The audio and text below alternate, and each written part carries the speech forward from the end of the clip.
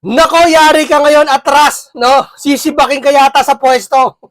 Dahil paano na ba naman, yung mga nakaraan, alam natin bendalo. Basta wag lang mabawasan ang kanilang kaalyado, no? Anong ginawa nila? Sinubukan nilang paupuin yung second placer na kung saan hindi naman binoto ng tao. Di ba? Saka nakakita noon, only in the Philippines, no? Talunan na, wala na, ayaw binoto ng, hindi gusto ng taong bayan, hindi majority, ha? Panalo, umupo bilang opisyal ng gobyerno, congressman, at nang binabakbakan ngayon ang administrasyon ng Sara, ng OBP. Tapos, yung flood control, tahimik ka. Sama na ugali, no?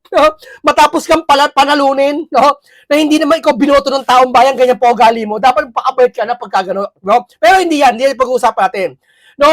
Ang dali lang pala manalo. No, halimbawa, madumi ang politika sa Pilipinas. Pwede mo palang gurgurin, halimbawa, nagurgur yung isang opisyal, no? Papalit lang pala yung isang hindi nanalo, hindi binoto kasi second placer. No? Hindi, maraming ganyan, di ba? Pwede makaisip ng ganyan.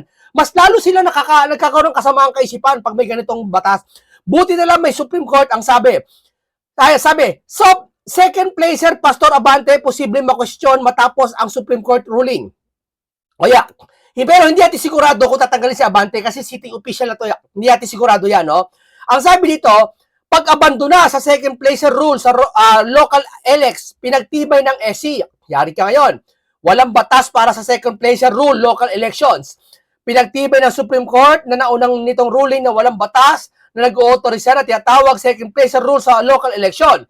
Kasunod ito ng pagbasura ng korte sa motion for reconsideration ni Sultan Kudarat, Governor Dato Pax, Ali Magda Dato, kaugnay ng pagkansela sa kanyang Certificate of Candidacy noong 2022 election.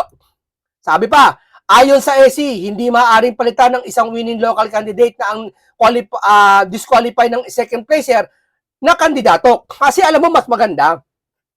Halimbawa, na-disqualify yung isang first placer, no? Ipapalit mo yung hindi binoto ng taong bayan. Mas maganda, magpaboto ka na lang ulit. Magpa-election ka na lang, ng halimbawa, kagaya ng kay nangyari kay Kiko Miao. Nagpa-election yata sa lugar nila, no, para magkaroon ng congressman. Dapat ganoon na lang. Local election lang, doon lang sa lugar, distrito na election lang. Yung ipapalit mo yung, kasi porke kakampi, kasi siguro, uusig kay Sara, no, duduro kay Sara, ayaw nila mabawasan. Dapat hindi ganoon, di ba? Yan yung isa sa mga bendalo na tatandaan ng sambayan ng Pilipino na ginagawa nyo pambabasto sa sambayan ng Pilipino. Di ba? Ang dami na kayong ginagawa, no? Akala nila walang katapusan. Akala nila ang bansang Pilipinas kanila. Di ba? Ang sama ng ganyan. Oh. Ito pa sabi ni Banat Bay, panoorin natin si Banat Bay. Supreme Court, tatanggalin si Abante. Naku, yan ang usapan ngayon dahil dito sa latest decision ng Supreme Court, dito kay Magda Dato versus Comelec, alam nyo, sabi ng Supreme Court, hindi porket na-disqualify yung isang kandidato, yung susunod. Ewan ko saan nila na-invento yung susunod na second placer papalitan. Ewan ko saan nila nakuha yun. Mataas ang automatic na uupo. Di ba kung maalala ninyo, si Abante, hindi naman yan nanalo eh. Ibig yung palang sabihin, halimbawa kung presidente, no, halimbawa si presidente, no, nanalo presidente, ang boto is 30 million. Tapos yung pangalawang na bumoto na mataas is 5 million lang. Ibig yung sabihin, pag namatay yung bumoto kagad na disqualified, ipapalit yung 5 million na boto lang. Ayaw ng sambayan ng tao yun. Kaya nga nagkakaroon ng eleksyon kasi ang taong bayan ang pipili, hindi kayo. Kung kayo lang pala pipili, wag na mag-eleksyon. Di ba? Na niya si Abante, sinusuka na yan sa District 6. Gumawa sila ng bagong issue, di ba? Na si Uy daw ay hindi Filipino kaya hindi siya pwedeng maging congressman. Ilang beses na hong nanalong councilor yun. Paano mo sasabing hindi Filipino yun? Pero syempre, nasa kanila ang batas ng Bendalo, ayun, pinaupo nila si Abante. Pero dahil sa desisyon ng Supreme Court ngayon na hindi automatic na dapat umupo ang second placer, naku po, mukhang matatanggal dapat po sa susunod, bilis-bilisan po natin ang pagdesisyon. Sa bagay, kasi maraming inaatupag din ng Supreme Court, pero sa susunod po sana mabilis po ang desisyon. Kasi po, ang nangyayari po, nagkakaroon ng abuso sa kapangyarihan po. Eto, katulad dito, hindi natin alam kung talagang uupo yan si Atras. Hindi natin alam kung uupo talaga ng diretso yan o tatanggalin o sisibakin. Hindi natin alam. No? si Abante. Kaya kung ako sa Abante, mag-resign ka na lang. Kung may delikadesa ka, mag-resign ka na lang. Alam ko naman na magmamatigas ka at sasabihin mo na naman na, hindi, paglalaban pa namin yun sa ano eh. Alam ko naman yan. Ang kapal lang nga ng mukha mo eh. Kasing kapal ng wallet mo. Ang tindi ng banat ni Banat Bay dito. Oh, di ba? Yan sabi ko sa mga kababayan, di ba? Maging ano tayo, yun yung sasabi nila, mahal nyo taong bayan, pero kung bastusin nyo, kung ibendalo nyo yung, ano, talagang lahat ng kaasarang ginagawa nila sa taong bayan.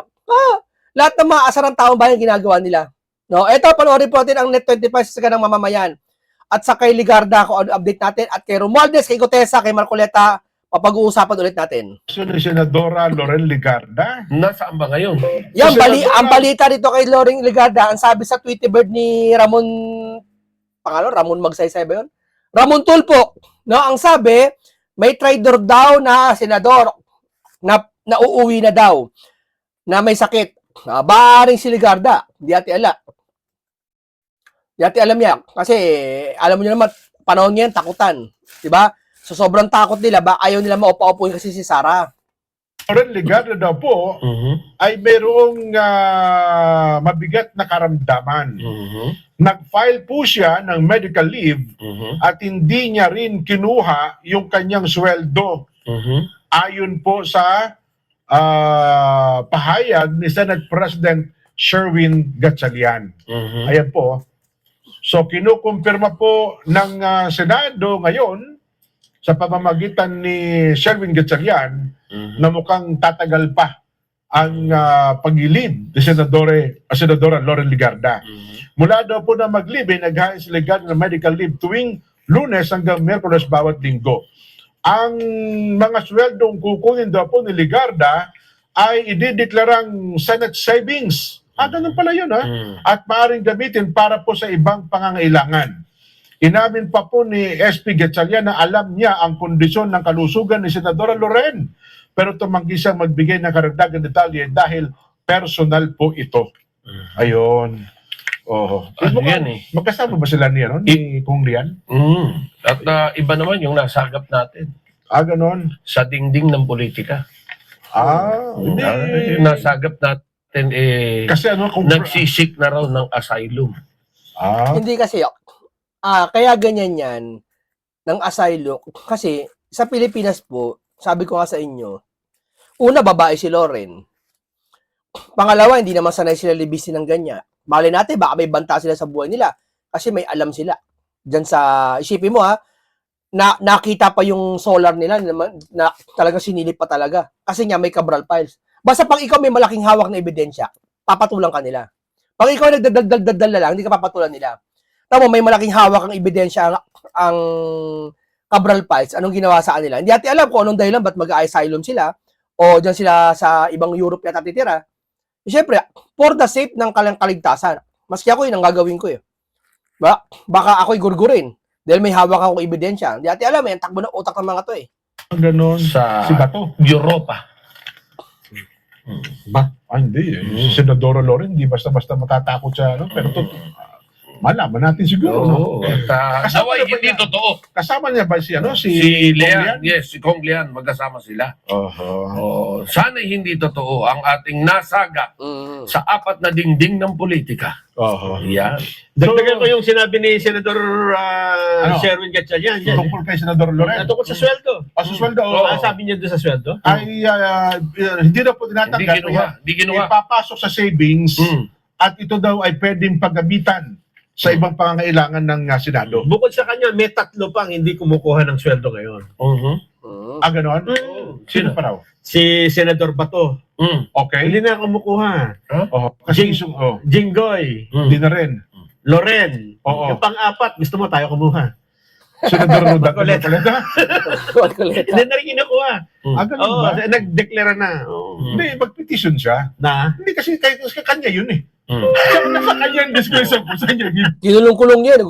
Yung mama gusto magtrabaho eh. Pero kagustuhan siguro ni Senator Marcoleta yan. Ito, maisingit ko muna ito mga kababayan bago natin makalimutan. Ito sabi may dalawang senador na judges na sinasasanib na sa majority block kapalit ng lubayan na sila ayon sa aking Tweetybird. Ibig sabihin, boboto sila pabor sa conviction ni BP Sara impeachment trial. Pero syempre, may kapalit kung sakaling tatawid sila sa bako dahil pareho silang maharap sa mga mabibigat na kaso. Gusto nyo clue? Pareho silang may sakit. Hindi natin alam, baka si Jinggoy o si ano, basta lubayan lang yung kaso sa kanila. O, isipin mo gaano kabendalo ha. Pag ito totoo nangyari to, lumipat nga yung may mga kaso na wala yung kaso. Isa lang ibig sabihin, bendalo talaga. Kasi halimbawa ganito, ibig nyo palang sabihin, halimbawa, ang tinutukoy dito si Jinggoy. Kung si Jinggoy pala talaga nagkasala, nagkasala talaga sa batas, tapos nilipat sa inyo, papawalang bisa nyo. Ibig sabihin talaga, kahit may kasalanan yung tao, basta kakampi nyo, wala kayong pakialam. Hindi maganda yan. Di ba? Aba, si Joel. Ba't di na makaso si Joel? Ba't di nyo makulong si Joel? Sige nga, harap-harapan, niloloko nyo tao. Di ba? Halimbawa, paano pala ako si Joel, hindi ko sinabi may kaso si Joel Halimbawa lang may kaso si Joel ngayon. Ba't di pwede makulong? Ganun-ganun na lang ginawa sa Pilipinas? Dahil kumampi sa inyo? Yun ang mali po. Yun ang mali po, mga kababayan.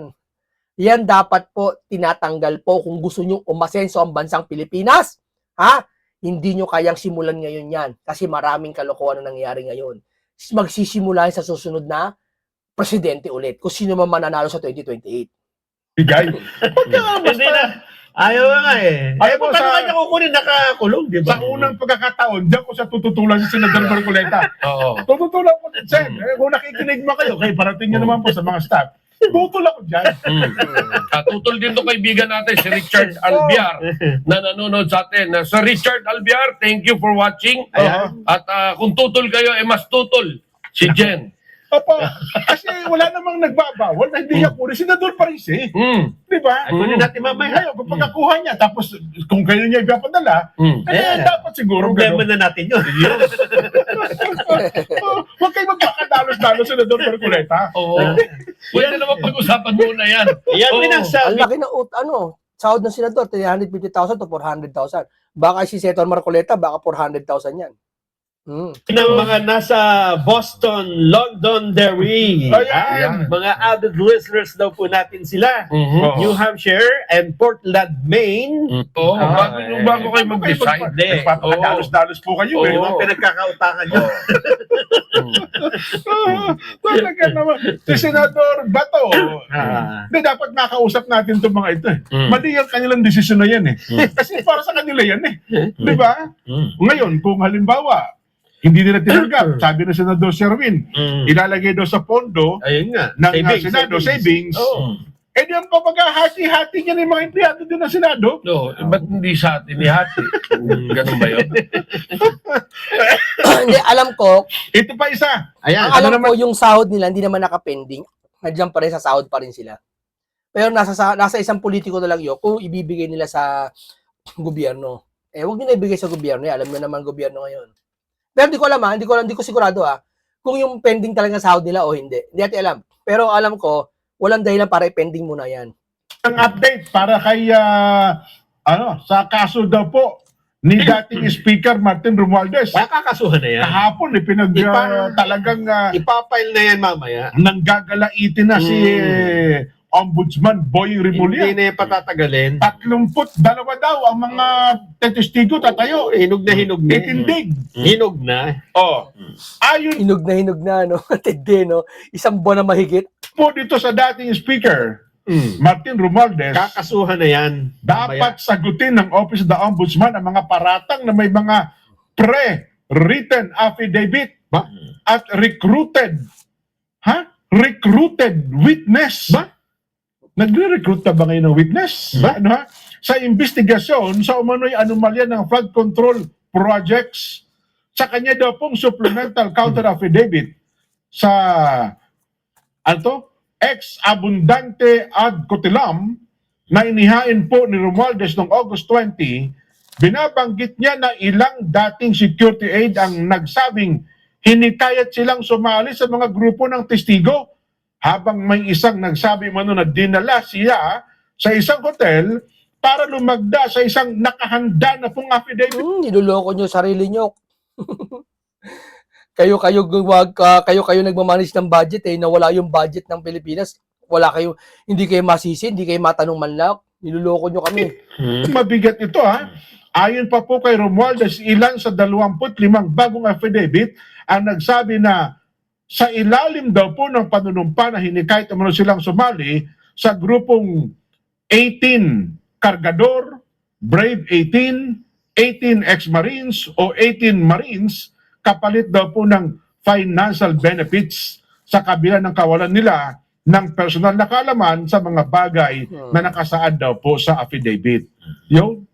Sa isang affidavit din umano, nagsabi na dinala siya ni Atty. Levy Baligod kasama iba pang tinawag na Batch 2 sa Shangri-La Hotel noon po namang March o April para lumagda naman daw po sa isang nakahanda ring affidavit. Yun. Tignan natin. Nelson, ano ha? Itong mga bagay na ito. Nako, So, kailan masisimulan ng pagdinig na dito? So binabatikos niya si Ombudsman. Ombudsman na Boying Rimulya, sagutin nyo niya. Oo. Yung mga paratang na meron daw recruited witnesses Nako. at Maniniwala lang kami sa'yo, boy, pag napakulong mo yan. Yun lang yun. written affidavit. Kahit anong sabihin mo, hindi kami maniniwala. Ang sabi naman ni Winnie Monson, he's doing a good job, si Ombudsman Boying Remulla. So nakakuha na kakampi si Ombudsman Boying, ha? Tamang ginagawa ni Boying. Siya ay nagsisikap na gawin ng trabaho niya na maayos. Ba? Oo.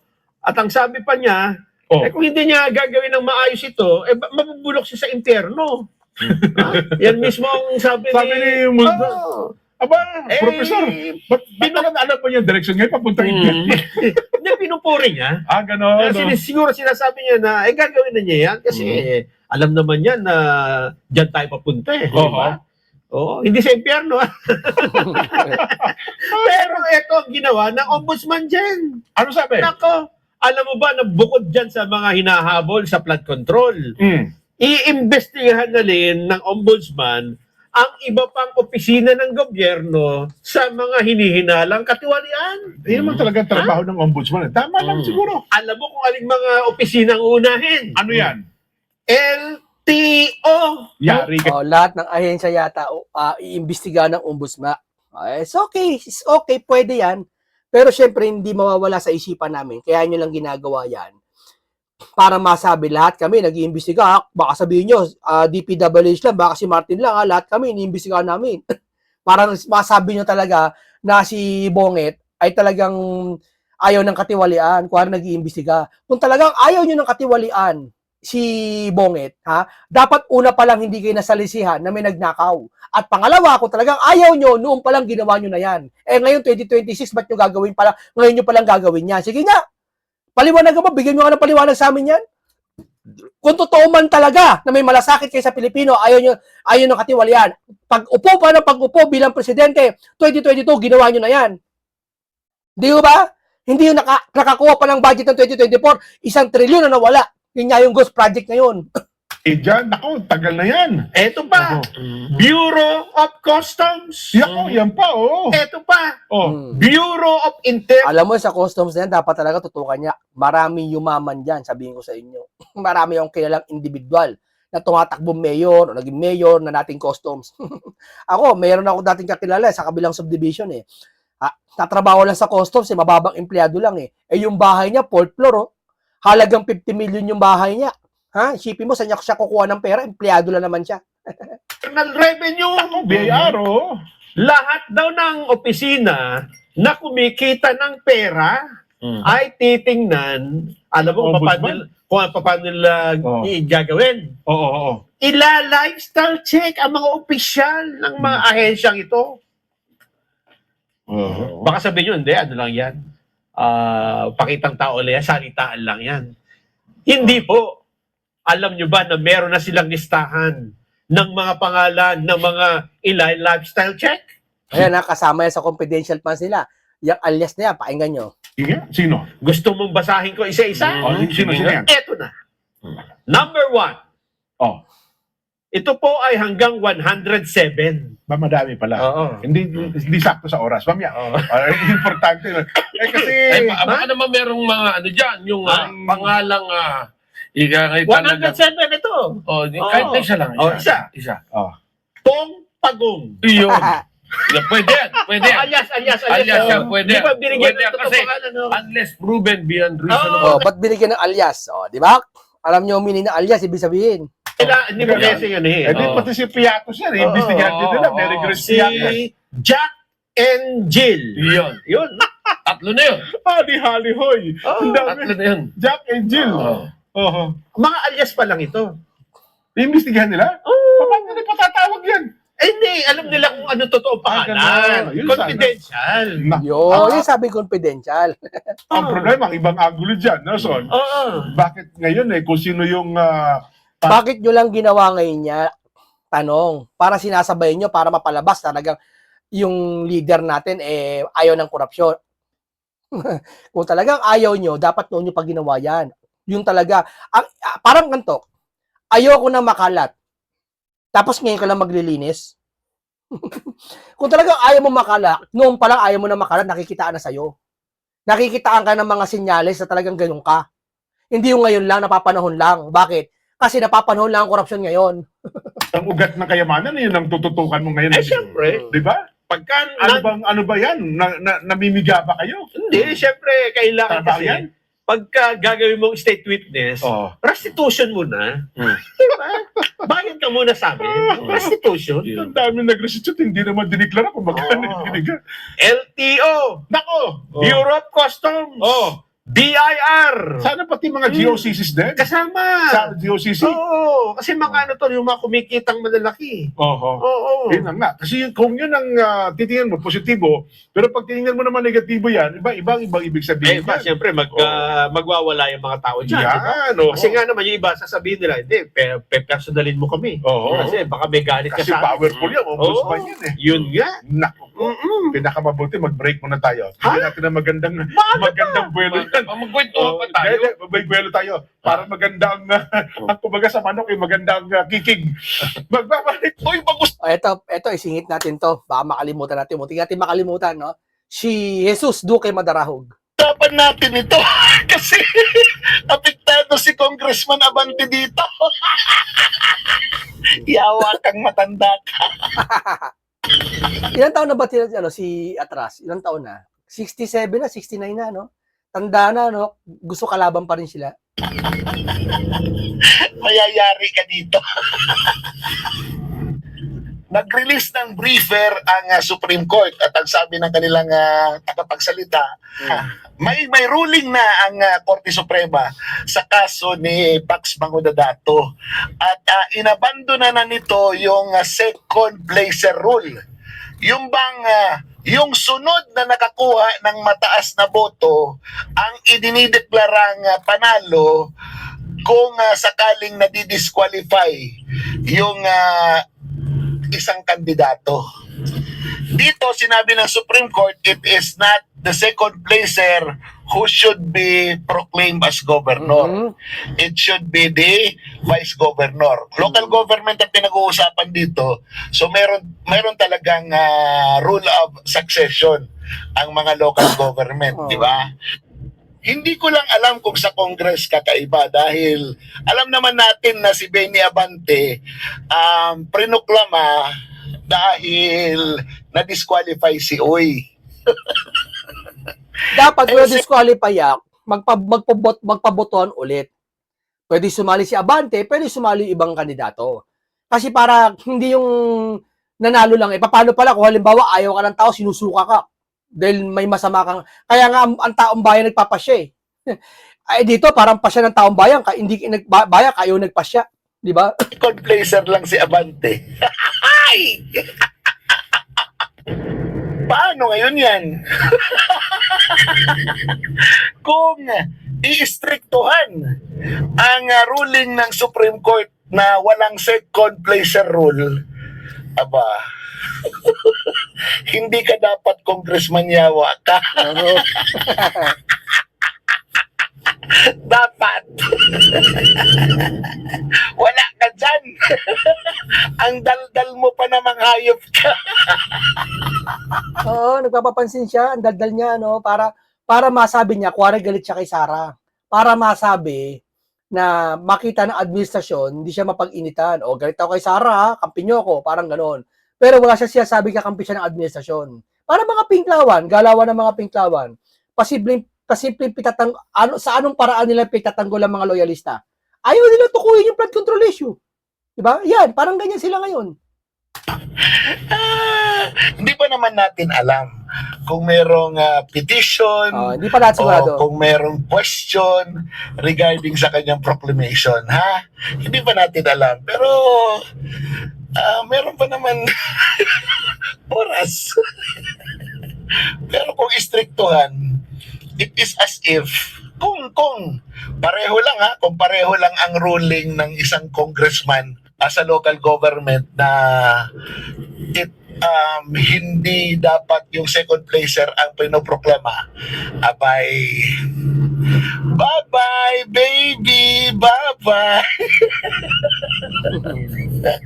Abante, abante, atras, atras. Kingdom come. Sayang ang bayot. Okay, maraming salamat kay Jesus at sa Net25, sa Kasaganang Mamamayan. At nakita natin, ang pinag-usapan natin, tingnan natin kung masisibak nga ba talaga si Abante.